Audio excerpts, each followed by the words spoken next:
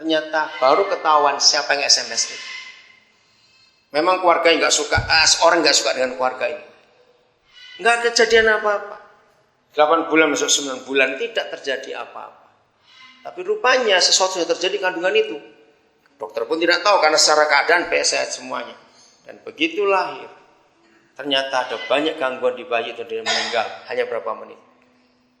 Nah, waktu dalam pemakaman itu si ibu ini menjerit, itu salah mama, itu salah mama. Pilu sekali ngomong itu, saudara. Aduh, nggak bisa bayangkan betul. Maka itu kita lihat betapa jahatnya iblis bisa menciptakan sesuatu yang rusak hanya karena kata-kata. Betul? Karena kata-kata. Maka itu penting sekali kita mengambil keputusan. Siapa yang kita percaya dalam hidup? Siapa yang kita percaya dalam hidup? Nah, betapa bodohnya kita. Kalau kita nggak pernah kenal orang itu, tiba-tiba dia ngomong sesuatu, kita percaya. Goblok tidak? Coba goblok tidak orang seperti itu? Bodoh sekali. Kenal aja tidak. Ngapain kita percaya? Walaupun ada fakta-fakta. Kalau itu berita katanya, jangan percaya dulu. Saudara, lagi sekali, Amsal 4:23 itu luar biasa. Pusat kehidupan adalah hati, bukan dompet. Ingat itu. Orang seringkali nggak tenang hidupnya, orang seringkali terpengaruh hidupnya karena hatinya kotor. Dan kekotoran hati yang paling besar penyebabnya adalah kata-kata. Jangan lupa itu. Jahat sekali. Karena iblis pakai Yohanes 1 ayat 3. Kalau Tuhan bisa menciptakan sesuatu hanya dengan firman-Nya dan kata-katanya, maka setan pun bisa menciptakan sesuatu dengan kata-katanya. Dan kita tahu itu pasti yang negatif. Kita dengar cerita banyak hal. Orang membunuh, orang bunuh diri semuanya karena kata-kata yang salah yang dia dengar. Dan kita harus mengaku betapa banyak orang Kristen juga bodoh. Kata-kata didengarkan, bukan kata-kata Tuhan. Ya, ini penting sekali dalam hidup ini. Karena begitu kata-kata yang salah masuk dalam hidup kita, maka rusak semua juga kehidupan ini. Karena apa? Karena bukan firman yang hidup yang kita terima, tapi sampah-sampah itu. Nah, yang penting sekarang, ya dengarkan, setan itu mengenali kelemahan-kelemahan kita. Saya ulangi, setan itu paling kenal kelemahan-kelemahan kita. Ya, dengarkan kata-kata ini. Kenapa? Kalau setan tahu kelemahan kita di dalam duit, maka dia akan ganggu kita dengan duit. Kalau kelemahan kita di bidang seks, dia akan ganggu kita di situ. Betul? Nah, kalau kelemahan kita terlalu tipis kuping ini, tahu kata tipis kuping? Ya, terlalu gampang dengar kata orang, maka setan akan mainkan kata-kata dalam hidup orang itu. Maka itu kenali diri kita, kelemahan kita di bagian apa? Orang yang sombong, maka kelemahannya di bidang tersinggung. Begitu singgung dikit, wah sudah meledak dia, karena dia orang sombong. Jadi kita harus tahu kelemahan kita di mana. Nah, kalau kita sudah tahu kelemahan kita di mana, maka kita jaga di bagian itu. Karena di daerah yang lemah itu setan seringkali ganggu kita supaya hati kita ini kotor. Orang yang kelemahannya di bidang khawatir, sangat khawatir.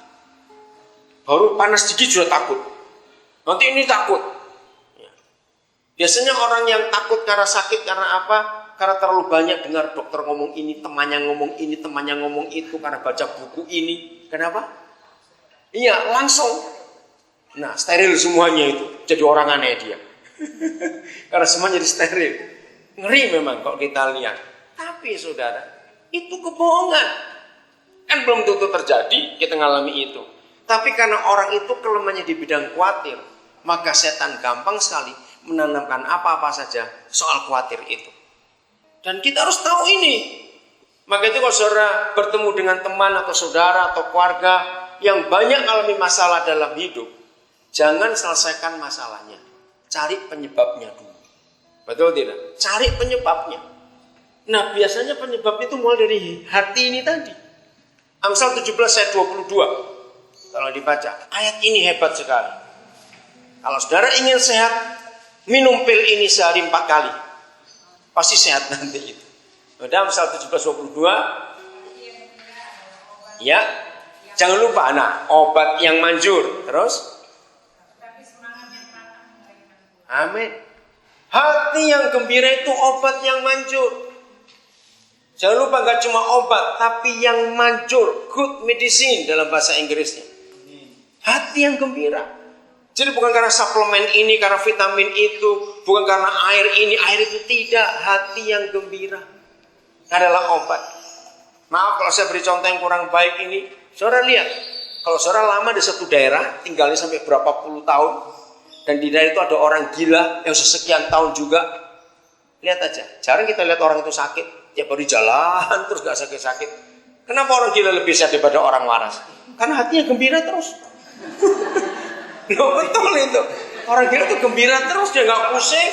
Ada duit gak apa-apa, gak tidur pun gak apa-apa, di mana aja enak, rileks hidupnya. Gak mikir, bener, gak ada beban apa-apa. Tapi jangan sampai kita mau set gila dulu, jangan begitu maksudnya. Tapi itu benar, saudara, hati yang gembira itu sehat. Itu obat yang manjur. Kenapa bangun pagi seringkali kita diganggu dengan tekanan-tekanan, dengan ketakutan, kekhawatiran? Karena hati kita sudah kotor sebelum tidur. Karena macam-macam yang masuk sepanjang hari itu.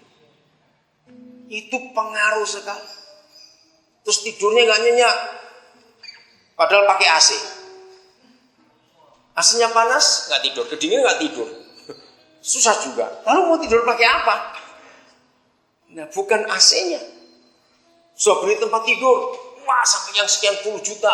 Karena teman ngomong, oh mungkin tempat tidurmu yang salah. Mungkin bantalmu yang salah.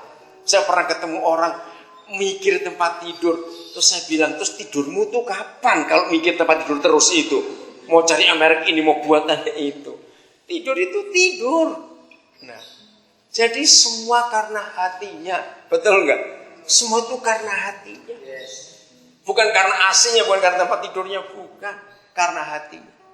Siapa yang sering jalan di proyek-proyek, entah jembatan, entah mall, entah apa.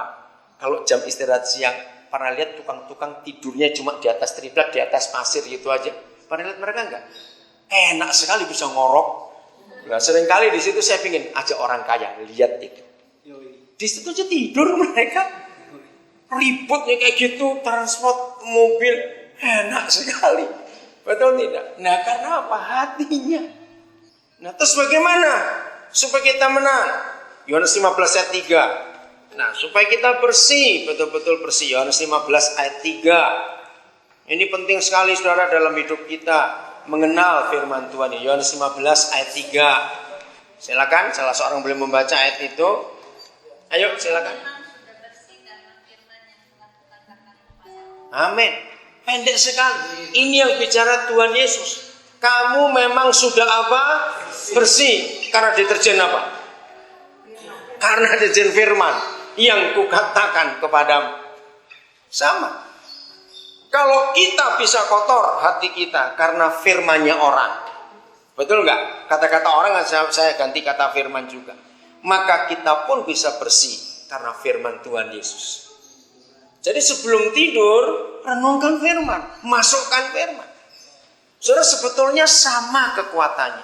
Kalau orang ngomong, dokter ngomong, kita bisa percaya. Seharusnya kita lebih percaya kalau Tuhan kita yang ngomong. Tapi masalahnya, ayo jangan namen-namen dulu. Kenapa firman mama mertua lebih dihafal daripada firman Tuhan? Maaf, jangan tersinggung. Betul?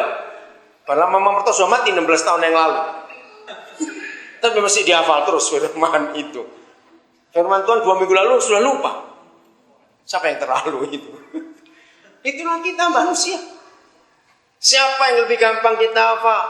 Saudara, maka itu mulai hari ini supaya hati kita tetap bersih dan jangan kotor. Masukkan firman. Sebelum tidur renungkan firman. Karena itu deterjennya. Supaya sepanjang hari ini kita dengar apa, SMS, telepon, orang cerita yang sudah ngotori kita akan digelontor keluar semuanya karena firman kita renungkan malam itu. Dan lagi sekali, kamu memang sudah bersih karena firman yang kukatakan kepadamu. Jadi firman itu deterjen yang paling hebat untuk menyucikan hati dan pikiran kita. Nah, jadi sekarang kita tahu pusatnya kecewa dan pusatnya persoalan ternyata di hati kita. Kenapa di hati kita? Karena itu pusatnya kehidupan.